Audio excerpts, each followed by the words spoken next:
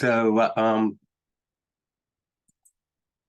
I'm using a different screen to my right, and so my camera is over here. So I'm going to shut the camera off so you don't have to see the side of my head during this whole presentation. You can just see a picture of me. So here's let me move forward here. Just a little reminder, we're still getting in backups, and I've been talking to a number of you, but just especially the receivable ones. And it looks like most of what those who are on today, I guess it's half and half receivables, and the others are accounting and payroll. I'm going to follow the same format like we did. This will be the last class until Thanksgiving's next Thursday, so we won't be having a class next Thursday. We'll be having one November 30th. We may be bringing in others, or we may wait another week, but you'll get a reminder for the class that will come up on November 30th. So I just picked out some topics that we had on the list, and I added a couple from the email that I sent last night. But again, feel free to submit something to chat. I'll try to monitor the chat here while we're going through this. So we'll look at that. I was just going to get a little overview on the vacation holiday, tracking that, some different options there. I'm going to go a little bit into the accounting, showing some of the tools for drilling down to figure out where certain transactions came from and that type of thing.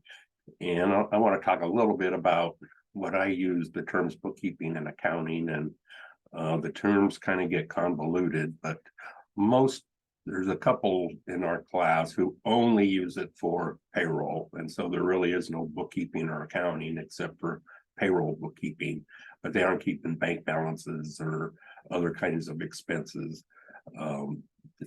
But most of you who are using payroll are also using the checkbook, and even if you're not using the accounting module doing journal entries, you're doing it on a bookkeeping basis. And a lot of people get scared about accounting, and it's bookkeeping, just day-to-day balance to cash. That's really what it's all about. That's what most accountants want you to do. If you're doing your own software on your computer, is like just set it up to maintain the checkbook and track all your checks and balance to cash to the bank. And that'll be a little bit about reviewing bank reconciliation. And even if they are using the accounting module, quite often they don't do any journal entries during the year, and they wait till the end of the year when their accountant gives them the year-end journal entries. So they essentially accrue once a year to be able to generate a year-end balance sheet and a accrued income statement. And so for most of you, I wouldn't worry about learning accounting. If it gets to the stage where you need to really have your books set up as an accounting set of books, then you want to get an accountant who can help you with that during, whether it's on a monthly, quarterly, or annual basis. So we'll dive into a little bit of the tools there. And then I also wanted to review customer deposits.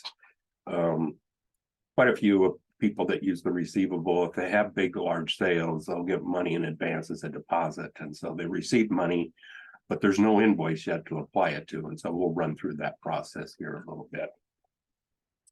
So I will move on to bank rec. The bank rec, when you just select the bank reconciliation from the menu, you would select which bank account you're reconciling. You would put in the statement date of your bank statement, and then the ending balance on the bank statement. And all this is essentially just like what you've done in the past in People's Choice Classic. This is the screen. This here, down here, is really only for people who are starting out from scratch with People's Choice, but they've had their checkbook going for quite a while, and they don't know what outstanding checks are. So once they find some checks that clear the bank, but they aren't in the system, I mean, we can use this to bring it into balance. and then adjust our bank balance accordingly. But most of the time this isn't used. So I just have this set up to where this is what our bank statement is, and we click next. And we can view our checks and deposits. I mean, you can view them together. Usually people like to just look at checks or deposits, but you can look at what's outstanding, or you can look at what's been cleared for this period. You can look for all periods, but we've got this date here. So in terms of once you get your bank statement, if you're adding some, you can add a new transaction if they're on your bank statement. You quite often may have a service fee or some fee that was added to it that you hadn't gotten entered into People's Choice yet. And so as you're going through your bank statement and then you're going here and marking things cleared, yep, that one cleared, that one cleared. I don't know why he didn't. These are payroll checks, so typically all these are going to be clearing. Voided one, get it out of there. And the Pitney Post, for some reason that one hasn't cleared. And what you can also do, besides checking one at a time, there's an auto clear down here where you can put in a range of check numbers and it'll clear everything within that range. And this is useful. Most bank statements, I mean, they vary a little bit from bank to bank, but both bank statements will have a listing of checks by check number that have cleared the bank. And so you can quickly scan that there and say, well, everything between, and we'll just say everything between 0537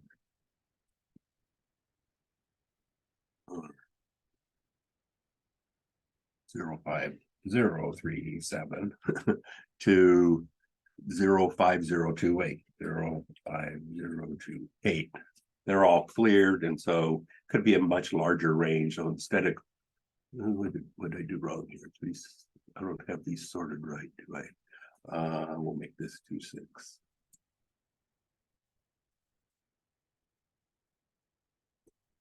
Anyway, it'll clear all those that have been marked as being cleared, and we can leave that one outstanding. Again, we could go and add a new transaction. You could add a check, or you could add an adjustment, or you could add a deposit for some reason that you hadn't gotten entered into the system. So we won't be, we'll go ahead and do that. And then typically, you know, you'll also want to look at the deposit. And so we did clear the deposit. And also from any of these screens, you can go, I don't know what that check was for, that Pitney Bowes one. You can click on the button and actually drill down to the check and see what it was that check was for. And down here, it marks the clear date whenever you were going back and looking at checks and wanting to know when they were cleared. So these are the ones that are still outstanding from what we've done so far. And so then you can click next. And so I had something out of balance here. So what you would do is, here's your reports that you can look at, and if things aren't right, you can go into the reconciliation report and just preview it. And these are all the checks. This is what we have as marked as outstanding, and we're out of balance. So there's something that we haven't cleared yet in terms of what you're doing. So the other option is to look at the clear transaction, and this will show what you had marked cleared. And so you could go through here and compare everything that's on this clear transaction report with what's on the bank statement. And then you may find it's like, oh, I didn't clear this, or oh, I cleared that and I shouldn't have cleared it because it hasn't cleared the bank yet. And so what's these totals here match this 50,000, and these totals should match what the bank statement has. And there's usually a recap on every bank statement that shows the total of the deposits and credits, and you want that total on the bank statement to match here, and the total of the checks and payments to match this number here. And if they don't match, then you know you're not going to be in balance. And so then you go and find what you're missing, and or if you You know, if this number's larger, then you cleared one that was not cleared or was still outstanding. And so once you get everything in balance, then you do the clear transaction report. You can, if you wish, export it to a file, but we recently added to where it automatically will record in a table all the cleared checks and cleared deposits, so that you can go into the historical reports, and you can look at past bank reconciliations and actually retroactively go back and view the cleared transactions that were, or the ones that were cleared, and also what was outstanding at that point in time. Even though those outstanding checks at a previous time may have cleared by now, they'll still give you a report of what was outstanding at that, like I said, at that point in time. So, and anyway, this is what most accountants are going to want you to do before you give them their books. If you're going to have them do their financial statements or other work for you, it's like, get your checkbook balance to cash, so we know that everything's gotten entered into the system. So we could, I don't think we need to spend a whole lot more time on this. It's mainly getting used to the new format, because how it was handled in People's Choice Classic really wasn't that much different. And so let's go back to our. So in terms of the vacation, holiday, sick pay, yeah, that can be kind of complicated if you want it to be. The big question is, do you want to accrue? And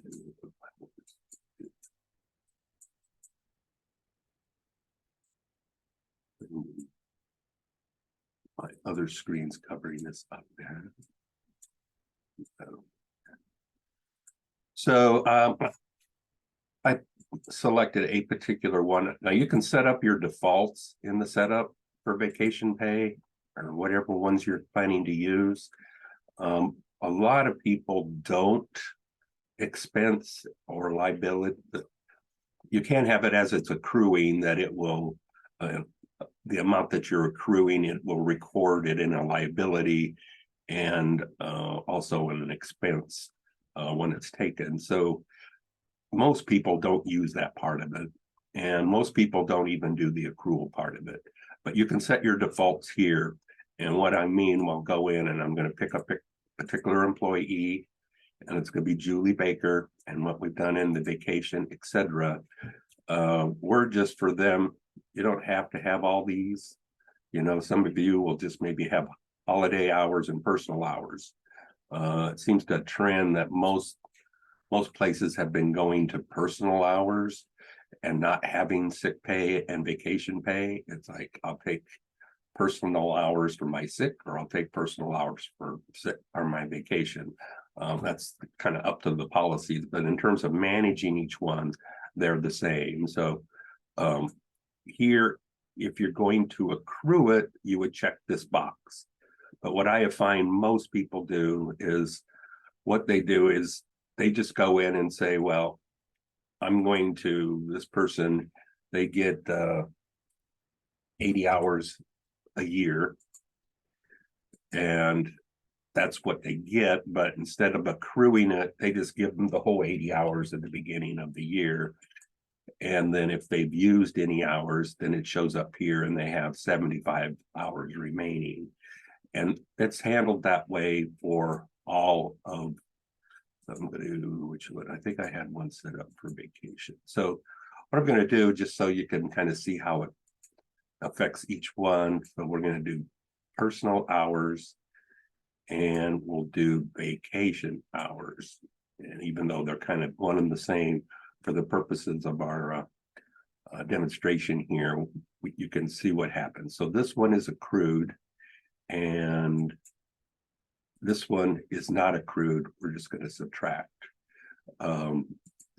So this person, which is here, this person is going to go into negative hours probably, because I'm going to have them take 5 hours, but we're only going to accrue based on 40 hours on this first check here that we're going to do. So we'll go ahead and I'll just show you the process. Now, what most people do is they have a separate pay type. You don't really have to have a separate pay type, but it makes a lot more sense, like especially for holiday pay, that you select holiday pay and give them 8 hours or whatever hours you're giving for holiday, and you don't use their weekly. You save that for regular wages. And so, but you can, if you wanted to put everything in one pay type, you can. So we're going to go into enter the pay data, and we're going to go in there hourly, weekly, and we'll go down here and add, I guess we only got personal pay set up as active on there, but we'll say that she took 5 hours of personal pay, and the rest had the same pay as before. We're mainly looking at, and Julie, well, we'll just change this to 30. And so she'll have 35 hours. So when we go to calculate and look at our calc report, and you can see that it broke it down between hourly and personal, and everything, if everything looks okay, then you go ahead to proceed. But for Julie, what we're going to do is we go in, and so for vacation, we select which ones we're going to use, and we use the personal one, I guess, Julie, and we used 5. And click done, and then we could proceed to create our checks. And I'll back up. And so after we've done that, we could go back into the employees, and we can look at vacation, and you can see that it accrued 1.38 hours. Oh, wait a minute. We had that active. We used personal. So we'd used 10, now we used 5 more. So now it's down to 70. And did we do vacation? Oh, we didn't take any vacation, but it did go ahead and accrue 1.3 hours based on that pay. And so people accumulated. So like I said, you would check this box if you're going to do this method.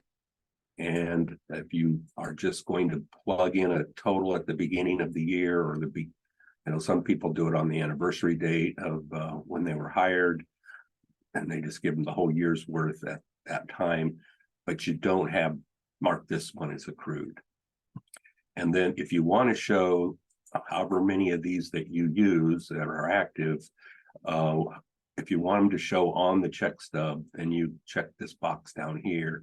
And so on their pay stub, it'll show for Julie here, which say that you have 70 hours of personal hours remaining on your the balance that's available for them. So that was what I kind of wanted to cover on that. Is there any questions on any of this stuff? Just throw those questions into chat, or just speak up. We got a small class, so it's not that hard today. So it's not that hard to if somebody just speaks up. So we covered those 2 things. I'll jump back into the accounting side.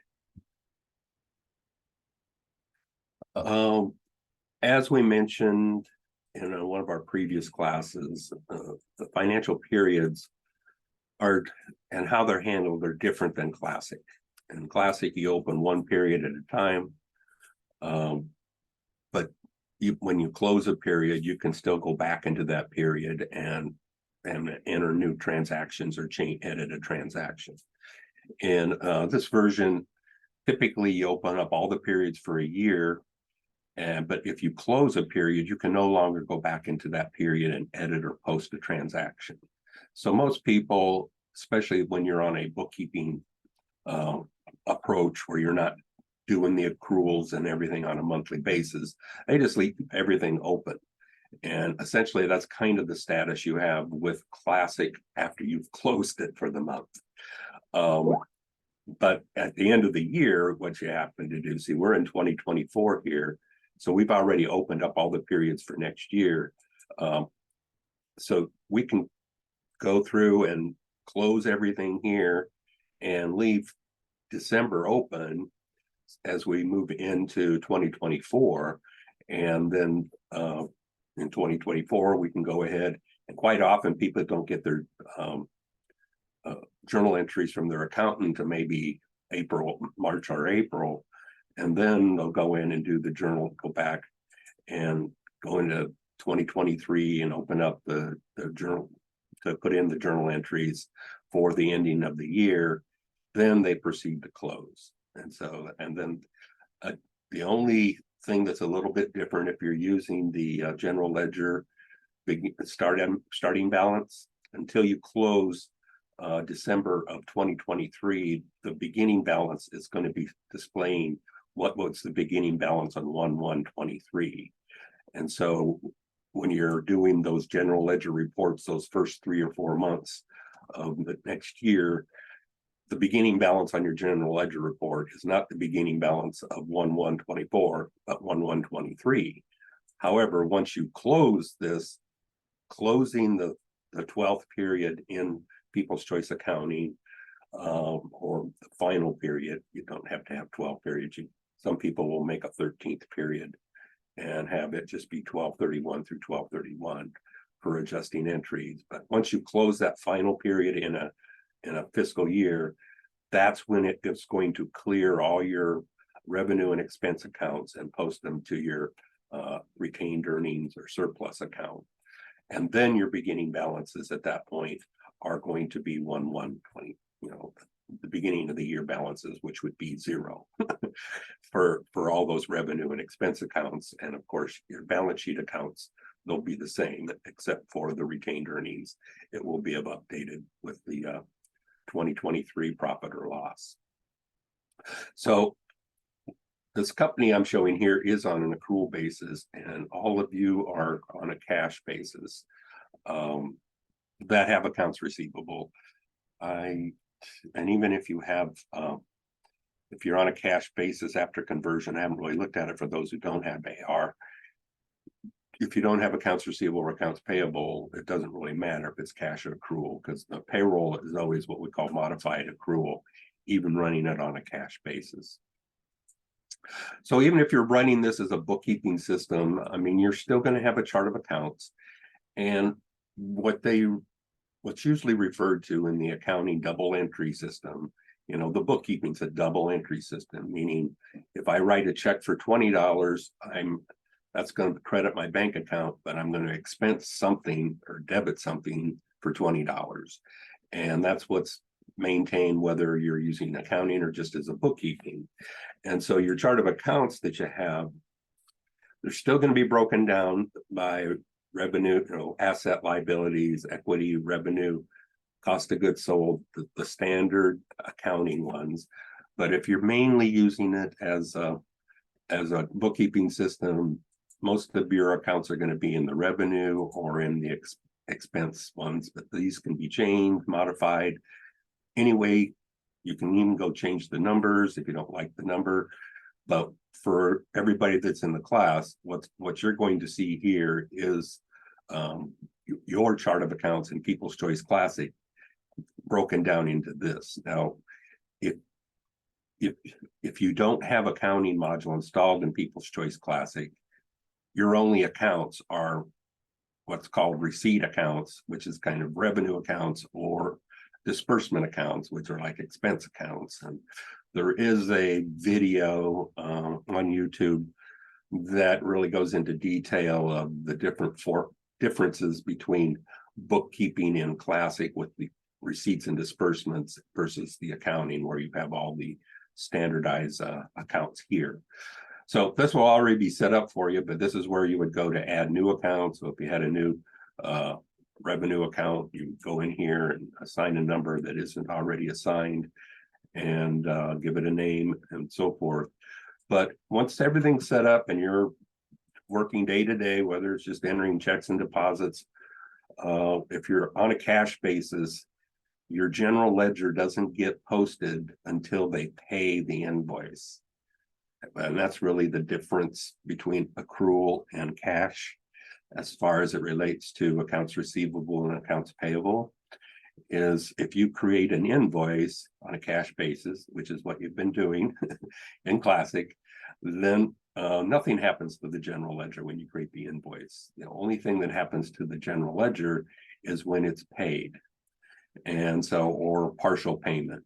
And to report, but we still report that cash in the revenue. So, and that I'll get into a little bit of that customer deposit where you'll see how that's handled on a cash basis. But we report that as income, that customer deposit on a cash basis. On an accrual basis, you have the option, to take the cash but put it into a liability account, meaning you owe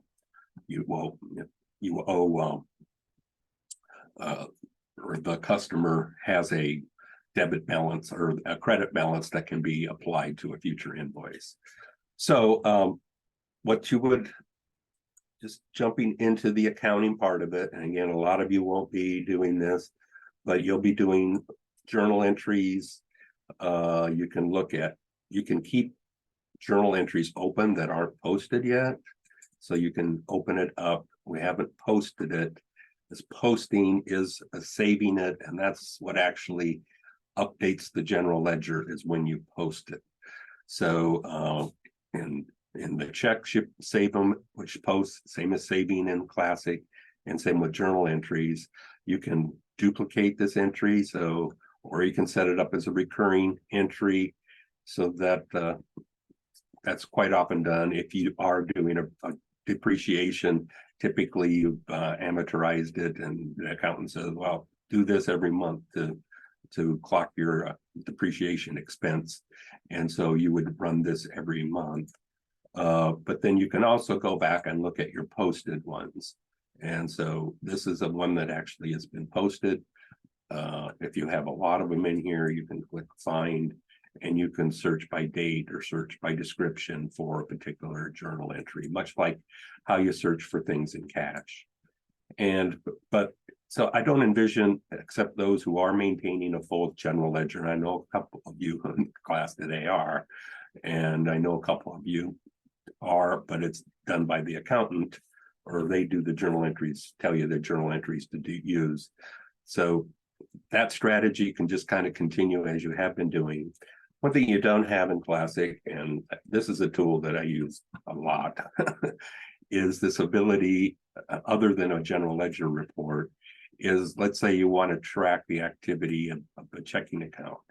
Okay, so I pulled up the checking account. This is the general ledger postings of everything that's gone through the checking account.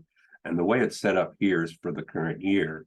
But if it's like, I don't want to see the whole year, I just want to see the first half of January. So you would just change this to down here to 0, say 3, 1. Oops. So when you change that and click redisplay, then you're only looking at the January transaction. And so from this screen, it's like, I don't remember that bank deposit. What's that bank deposit? First, you can double click on this, and when you double click on it, you see the offsetting entry on it. So, and if you want to look at that particular one, you can click down here to drill down, and that'll take you right to the deposit, in this case, that was posted. So you can do that with any of them. I mean, you can go down to here, double click on it. You can see that it went to postage, but you could still drill down to here, and you can see the actual check that you generated for that. So I've used this a lot, and I know a lot of the accountants like this, if they're trying to audit to figure out what happened to the balance here, how do we get so out of balance, you can identify, oh, there's the one I forgot we had that one, and so you can drill down and so forth. So I really like this. You can print this out if you want. Now this is similar. We're just looking at one account at a time in the analyze. And I know most of you are used to like the deep, what's it called? Well, it's called a general ledger if you have accounting added in Classic. I think in the when you don't have accounting, it's called the detailed account activity, I believe is what it's called. So the detailed account activity is going to be similar to this general ledger report. And again, the general ledger report, you can pick it by a date range. So let's go back to the first of the year again. And so this is the date range. So we could just click print and it's going to do, it'll do everything for all accounts. I mean, this can be a very large report. Just for January, we have 26 pages because we're showing everything. And so there's some nice tools. It's like, I don't need to see everything. I mean, an accountant who is going to do an audit or whatever will probably want you to do this for the whole year and everything. And it'll be 340 pages. And fortunately, in those particular ones, whenever you do print it, you've got the option to export it to Excel, which is usually what the accountant is going to want this format in, is in an Excel spreadsheet, because then they work from there with their own tools. But for your own use, what you have the option to do here is do a pick and choose. And so you can say, and what's nice here is you don't have to do a range of accounts. You can say, I want to look at this, and I want to, if you're on an accrued basis, I want to look at this, and click done. And so those are the only two accounts that you're going to use. And that's the only ones that get reported when you generate this report. So the thing is, if you're not using this and it is a range of accounts, you can go, I want to look at this range through this range. And again, you can go ahead and those are just that range of accounts that you're going to be seeing. And if you are doing a large report, to shorten it a little bit, you say, if it's got a zero balance, I don't want to see it. In other cases, you do, because there may be a lot of activity, especially like in an accounts receivable GL account. if you don't have any accounts receivable, again, that's on an accrued basis. But if the balance is zero, there still could be transactions in that particular general ledger account. So you may want to see that. So, and there's some different ones, some like the running balance option. So when they're looking at a particular range of accounts, they're keeping a running balance of what's in that account. So at the end of this time period, I guess I'm back into November, this was the ending balance of this checking account. And many of it, usually it's done through a trial balance, but this balance here should always be the same as what your reconciled bank balance should be. Occasionally through different errors, they'll get out of balance. Somebody will do a journal entry to a cash account and it doesn't get recorded in the banking, and so the two totals don't match. The other standard reports, even if you're not using accounting, you're just wanting more of what a cash flow statement is, to be the income statement. A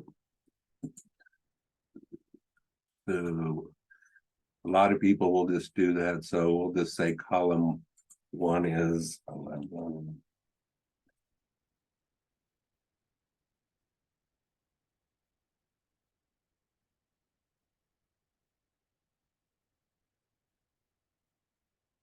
And so in this case, you're going to get an income statement for November, but then you'll also get a year to date. And so this can also be exported to a spreadsheet. Some people like to jazz up their income statement or balance sheet, because you can do the same with the balance sheet. But we'll just look at here. And so you see this double column of what the year-to-date figures are and what, in this case, the November figures are. Now you see the CCC and DDD. Those are all your options that you can change in the format. And so what you can do is go into the sections, and that would change the name of, I think I showed you this in one of the earlier ones, that if you're really working as a bookkeeping, instead of other revenue, we use other receipts and other expense, other disbursements. So you can track your equipment purchases and note payments or note proceeds, either one, in these other revenue. And so that'll give you a cash flow report. But if you were accruing at the end of the year, accountant's going to take these and put the note payments and note proceeds and do a journal entry to move them up into your liability section of your balance sheet. And the same thing with the other disbursements.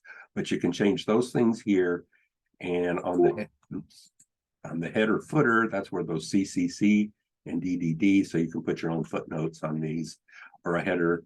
Or, I had renamed this cash flow statement instead of income statement, because we set it up where we're just monitoring the cash coming in and cash going out. But the way I'd set up the chart of accounts, we still get an income statement and don't include those figures for the equipment and note proceeds as part of, quote, the taxable income amount. So you can play around with some of that format. And, if you want to just do a single column, you can do a single column.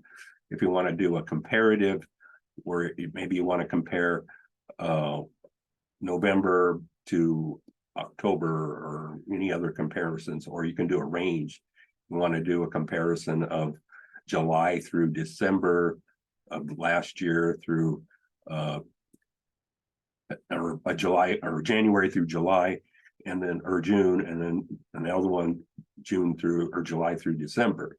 So you can see how the different 6 months look. So you can play around with that type of thing with this. And if you are even excuse me, even if you aren't doing the full accrued accounting, you still are always going to be able to go into here for any date and see your trial balance, and it should always be in balance. You shouldn't have, if it's out of balance, then something has gone wrong, because the system does not let you post an out of balance entry. And that would normally indicate typically data corruption if it's out of balance. But the trial balance and the balance sheet are all part of that accrued accounting. And so most of you, if you're not maintaining a full-fledged trial balance, you're not going to really be generating a balance sheet. But again, you can do a balance sheet on as of any particular date, which is a little bit different than when in Classic. You can only do it through the end of the month, but in this version, you can do it any day of the year and look at what your balance sheet or trial balance is. So that's kind of touching upon it is within the accounting that if you are going to do a budget, you can print out a budget, and then you can do a budget versus actual. And there's some different formats that you can, we'll just see what we have in here. So typically when you budget the assets, you're typically just going to do the revenue and the expense. So here's the budget amount, here's what you've actually spent, here's the amount remaining. So the budget side of things, if you're going to use that feature, is set up in the account chart of accounts. And you go down here and you go to budget. And so if you're going to do a budget for next year, you would say, oh, yep, I want to create a new budget for next year. And they go, do you want to copy last year's budget? And you can say yes or no. If you do, say yes. Let's go ahead and copy it.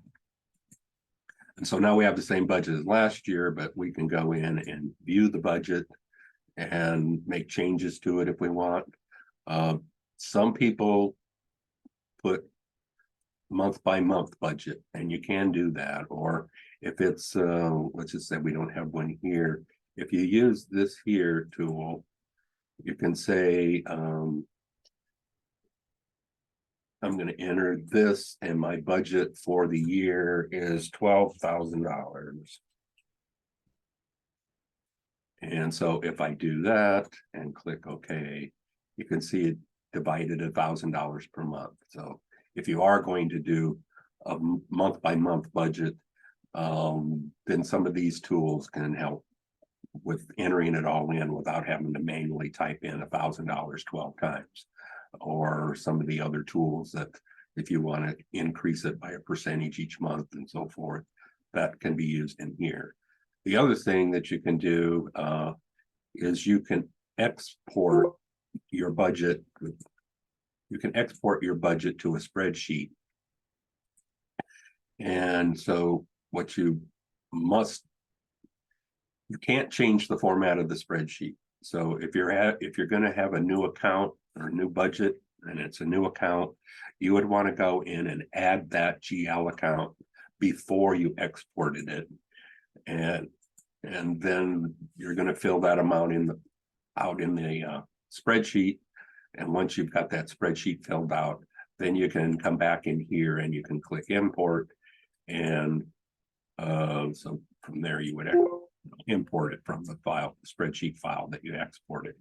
So that's another way of updating your budget. So that's where this is done. And again, some of you may use that feature, some of you may not. So moving right along, we got 15 minutes left to stay within our.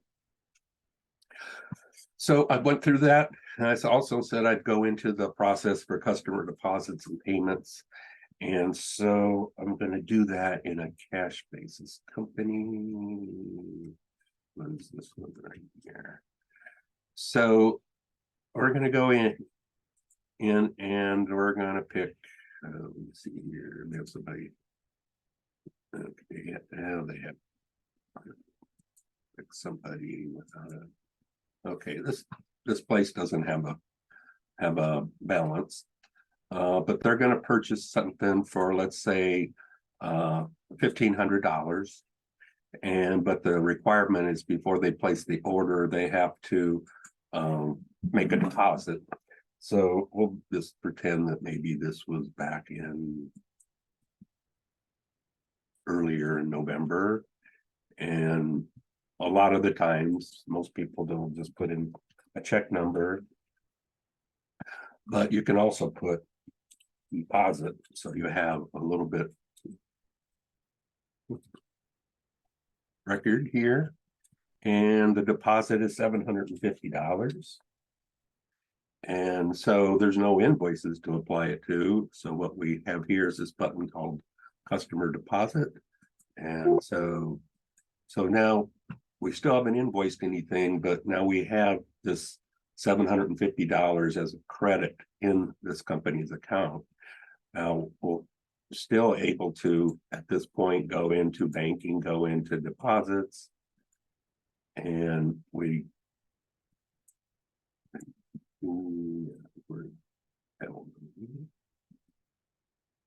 and when you go into the deposit slip and undeposited payments, you can see this $750. So it still gets added to the deposit slip, and it goes into payments, and that's the deposit. So we've got the money in the bank, but we don't have an invoice.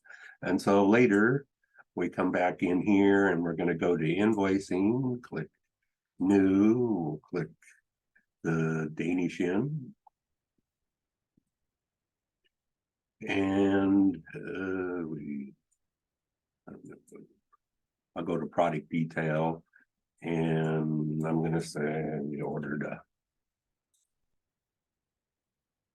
1,000, and this is probably going to be more than $1,500, but we'll just put in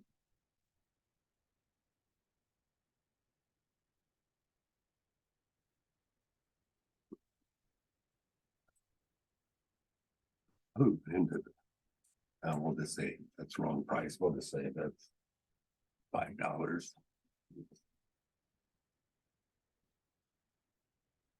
And so it made it a $5,000. So we can create the invoice. You can enter in the payment there too, actually, but I'll just come to here because this is typically where you go, you see this $5,000.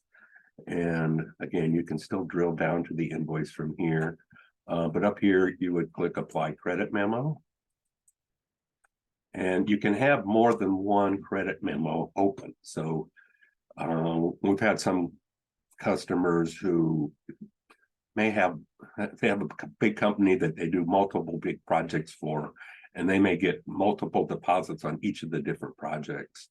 And so you can come up here and this black arrow, if there's more than one credit memo open, they'll all be listed here, but the one where the arrow is pointing is the credit memo that you're going to be applying. If you want to double check, you can view it. And some people on an overpayment credit memo, which is a deposit, they'll put down here the project and so forth. So if you had multiple $750 credit memos, you might want to tie this particular credit memo to this particular invoice. So, but to keep it simple for just seeing how the process works, when this pops up, all you have to really do is put auto allocate, put the $750 here, apply credit. Credit has been applied. And then you see it's been reduced. And if they also came in, they could go. And obviously they still owe $42.50, which obviously we could still auto allocate and apply payment.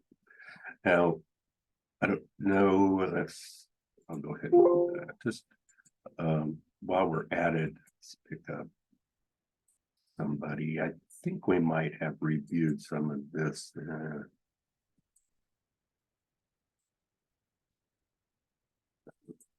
had somebody with all this.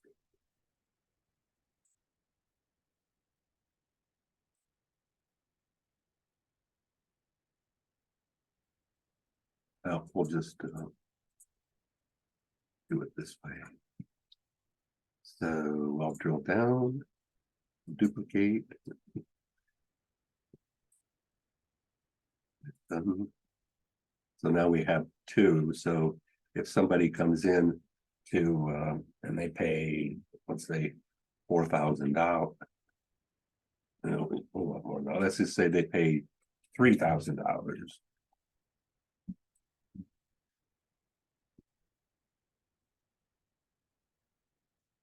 Got that? Number 3,000 for $3,000.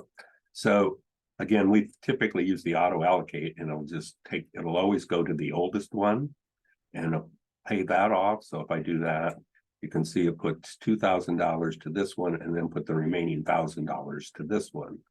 But let's say we didn't want to do it that way. We can clear it. You can say, no, I want it to first go to this one and then go to this one. So you don't have to do it that way.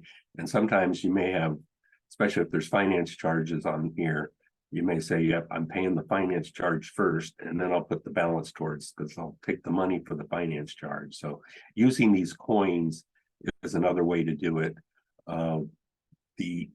You can also, we paid enough where we can, but you can go down here and you can actually type in an amount that you want to allocate. So if you want to manually go through and allocate, you can do that as well. So there's some different tools there for how you apply a particular payment to a customer set of invoices. And yes, Melissa, the finance charge will show up. Let's see what we can just quickly do. I think we don't have any.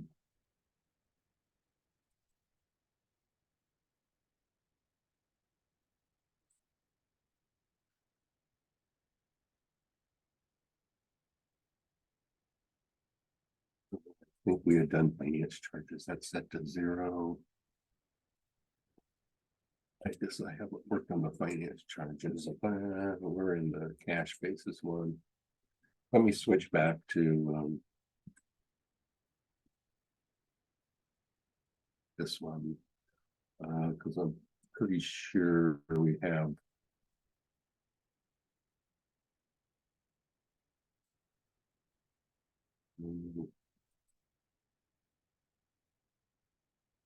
yeah, here's one where there's the finance charge, you know, you can still drill down to it and see that it was a finance charge and when it was, but it's just an invoice. So this is one of those where if we had a check and they paid $250.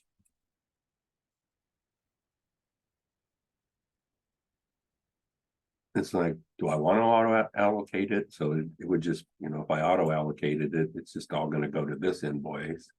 If I wanted to pay off the finance charge first, I could first click here and then go up and click on this one.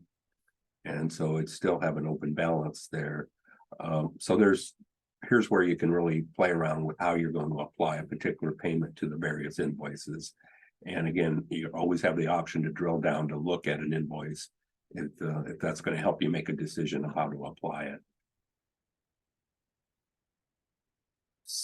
So we're getting close to the end. Is there any other questions, or is there anything else that you would like to take a look at?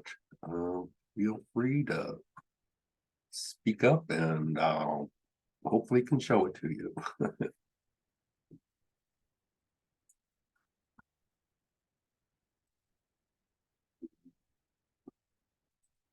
We want to apply the payment, so I apply the payment. So, and then we've gone through the process of doing the bank deposits. So for most of you, again, I don't know if any of you are planning to do the accounts payable part, but I know some of you do have this list here, and that's the same list as what you have in items, products, and services that it's called in People's Choice classes. Okay, if you have more than one company, how do you toggle between the two without leaving and starting over? You mean two different sets of books or two different companies? Well, for you, I mean, I've set it up so I don't have to relink, but to do two different sets, you would go over to switch companies, and then you would select the other company to work with, and it would relink.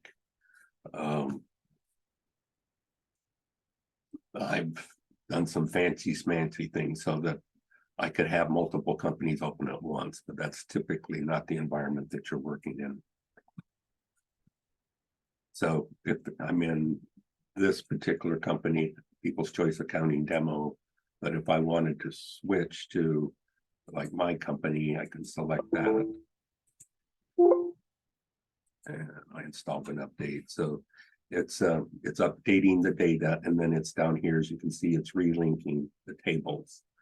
And it does take a while to link. And so in the efforts of saving time on our class here, when I was trying to work with different data sets, I had them all linked and open in multiple sessions, but that's not typically something that's that we have out in the real environment. That's kind of our internal testing process. So then once it's linked, then you're in that company. And so I don't know if that's what you mean by starting over, but switching between companies you link. This is taking a little bit longer because I installed an update to do some testing.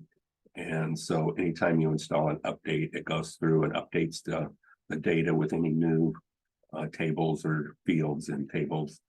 And then it relinks with the data and brings it back up. So that's how you just switch companies.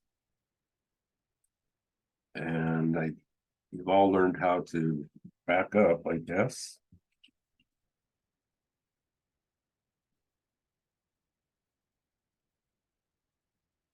And then you're in this company. So again, set up, switch companies, and then switch from there. And your process on what's going to happen is if you go into, it doesn't matter which one you go into, as the data is stored on the data folder, but go into any one company, and then you go into when you get your converted backup, and we have the videos on that. But then you go into restore, and you're not in your company, but when you restore it, it'll load up your company and it will have added it to your switch company list. Some of you have already got that part taken care of. So any other questions? We're right at the hour long, so I was able to cover most of what I wanted to cover, and looks like there isn't any other questions. Otherwise, as I mentioned at the beginning of this class, next Thursday is Thanksgiving Day already. So there will not be class next week, but there will be a class on the 30th. I'm not sure if we'll be inviting other people in, but we'll be talking about features here. It's just some of them haven't been on People's Choice Classic, and more than likely they're going to have very few questions, but we'll be covering some other things. Because as we move into December, I want to start talking about some things to prepare for next year's payroll, since it's primarily a group of people with payroll. And we'll be able to go in and review the process of processing W-2s and 1099s. But we'll wait that as we get more towards the end of December, because hopefully by then I will have the updates for the 2023 W-2s and 1099s. And so this will be an update that will be sent to you, much like the tax update was sent to you for your People's Choice Classic.